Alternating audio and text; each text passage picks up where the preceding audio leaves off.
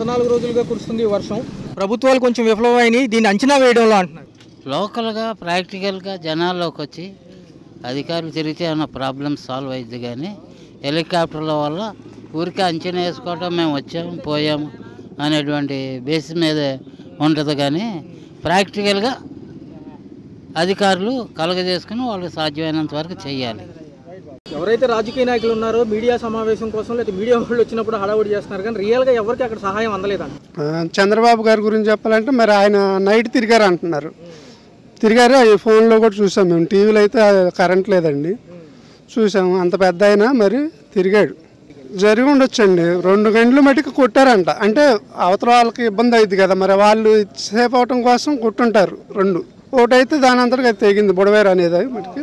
ఏదైతే ఈ కృష్ణలంక పైన కట్టిన రిటైనింగ్ వాల్ ఏదైతే ఉందో ఆ గోడకు సంబంధించి సగం విజయవాడ మనకుండా కాపాడింది అంటున్నారు.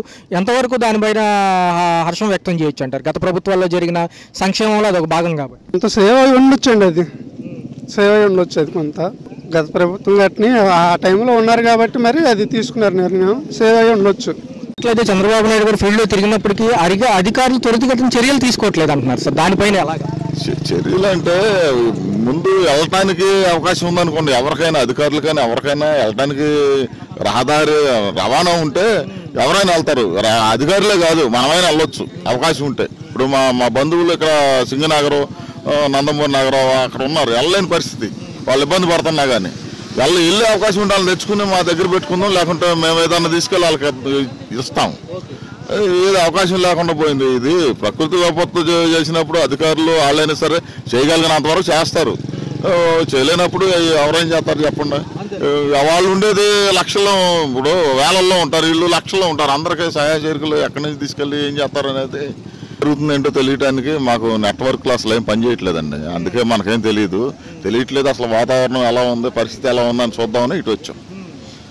చూసుకున్నట్లయితే ఈ కృష్ణలంకకి సంబంధించి రిటైనింగ్ వాల్ ఏదైతే కట్టారో గోడ చాలా మంది బతికామంటున్నారు. ఈసారి జగన్మోహన్ రెడ్డి గారు నిన్న రావడం జరిగింది అక్కడికి.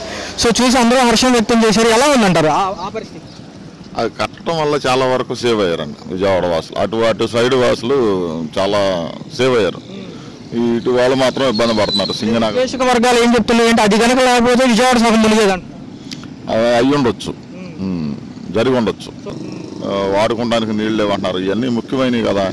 ఇవన్నీ ఉంటేనే ఇంట్లో ఉన్న వాటితో వండుకుని తిని బతకడానికి అవకాశం ఉంటుంది.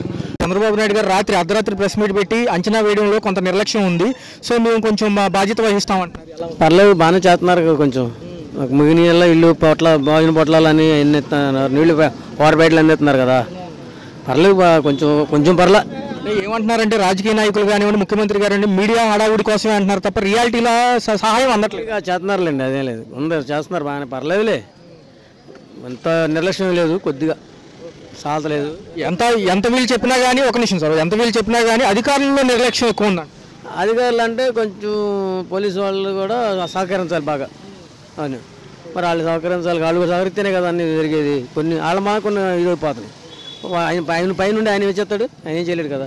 నిన్న చూసుకున్నట్లయితే జగన్మోహన్ రెడ్డి గారు రావడం జరిగింది. కృష్ణలంక గోడ కట్టడం వల్ల మేము బతికామంటున్నారు అక్కడ. అవును సార్, అది మట్టికి వస్తాం, అది బాగానే ఉంది. గోడ కట్టడం వల్ల మరి నీళ్లు తగినాయి కదా, ఇంతకుముందు అంత కొట్టుకుపోయి. ఇప్పుడు ఆ గోడ కడతాం, అదంతా బోర్కి బాగా ప్లస్ అయింది బాగా. చూసుకున్నట్లయితే ప్రభుత్వాలు అంచనా వేయడంలో అలసత్వం ఉంది. రెండోది, ఇంత అంచనా వేయలేకపోయామని చంద్రబాబు నాయుడు గారు రాత్రి ప్రెస్ మీట్ పెట్టి చెప్తున్నారు. చూసినట్లయితే మరి ఈ బాధ్యత ఎవరు వహిస్తారు? వహించేదేముంది, ప్రభుత్వం చేసే పని ప్రభుత్వం చేస్తూనే ఉంది. అధికార యంత్రాంగం ఎంతవరకు చేయగలదో ఏంటనేది వాళ్ళు ఒక అంచనాకు రాలేకపోయారు.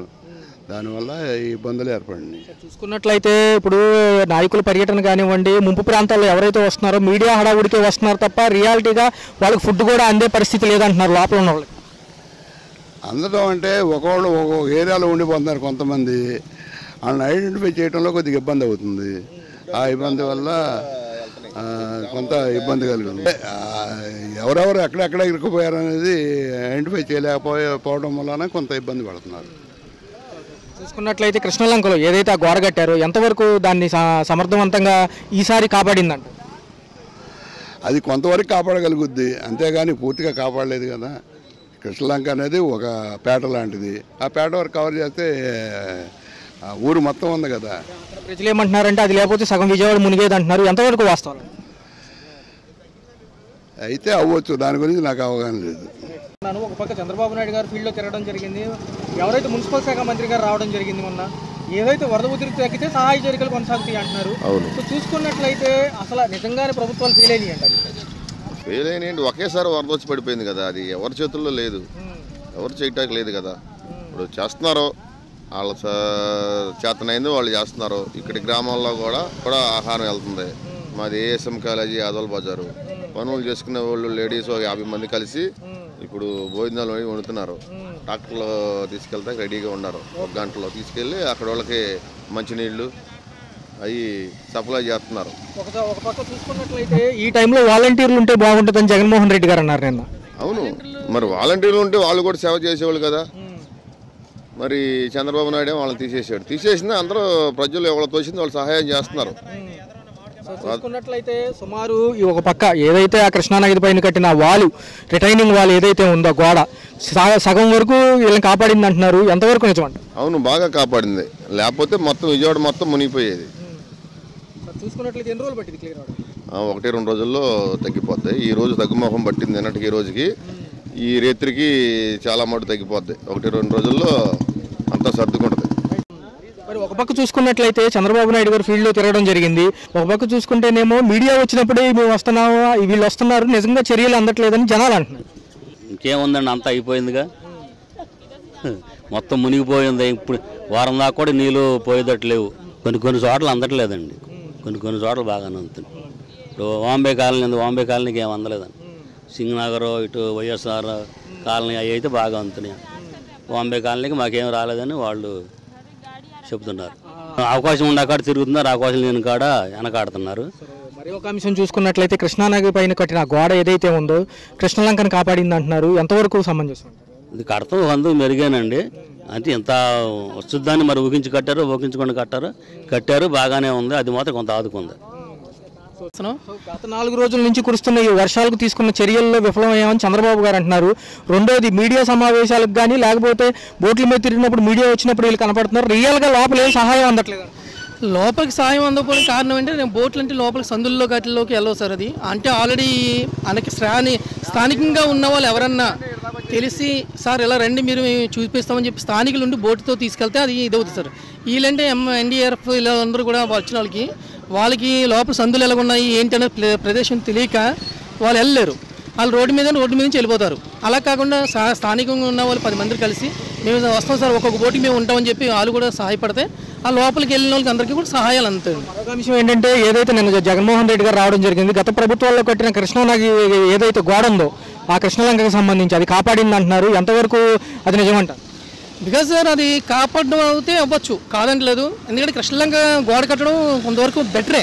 ఎందుకంటే అది కట్టకపోయింటే మరీ దారుణంగా ఉన్నాము పరిస్థితి. కట్టడం వరకు మంచిదే, కానీ ప్రభుత్వం మారేటప్పటికి అన్ని తారుమారులు అయినాయి. అట్లయితే ఎంత హెచ్చరించిన అధికారుల్లో నిర్లక్ష్యం ఉంది, అందుకే చర్యలు అందట్లేదని చంద్రబాబు గారు.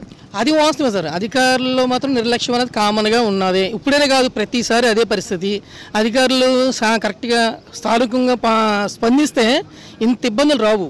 లోకల్ నాయకులు మీడియా వరకు హడావుడి చేస్తున్నారు తప్ప రియాలిటీలో లోపలికి వెళ్ళడం లేదు అంటున్నారు. అది వాస్తవం సార్. అది ఎవరైనా సరే ఇప్పుడు ప్రభుత్వాలు కూడా కరెక్ట్గా సిద్ధశుద్ధితో వర్క్ చేయట్లేదు సార్. ప్రభుత్వాలు కూడా సిద్ధశుద్ధితో చేస్తే అంత స్థానికంగా ఉన్న నాయకులు కూడా సిద్ధశుద్ధితో చేస్తే అంత పర్ఫెక్ట్గా బెనిఫిట్గా అందరికీ బెనిఫిట్స్ అంతే ఉన్నాయి. ప్రభుత్వం సమర్థవంతంగా ఎదుర్కొందా ఈ వరదలు అనేది అడుగుతున్నారు ఒక పక్క జనం చూసుకున్నట్లయితే. రెండోది ఏంటంటే మీడియాకి హంగామా చేయడానికి బాబు గారు వస్తున్నారు తప్ప అక్కడ నిజమైన చర్యలు జరగట్లేదు అంటున్నారు. ఎలా తీసుకోవాలి ఈ అంశాన్ని? ఒకటండి, గత గవర్నమెంట్లో హెలికాప్టర్లు వేసుకుని పైకి తిరిగారు తప్ప నీళ్ళల్లో నడుచుకుని వెళ్ళా ఏంటి. వచ్చిన ఆ వయసు పెద్ద అయినా ఈ ముఖ్యమంత్రి గారు నీళ్ళల్లో నడుచుకుంటూ రాత్రి అనగా పగలనగా రేవు బంగ్ల పోస్టులో ఇక్కడే ఉన్నారు. అంతేగాని హెలికాప్టర్లు వేసుకుని తిరగలేదు కదన్నా. సుమారు ఒక 4-5-3 రోజులు పట్టచ్చు అనుకుంటున్నాను అండి. పైనుంచి వరద కిందకి వస్తుంది కాబట్టి అది దాన్ని బట్టి చేయాల్సి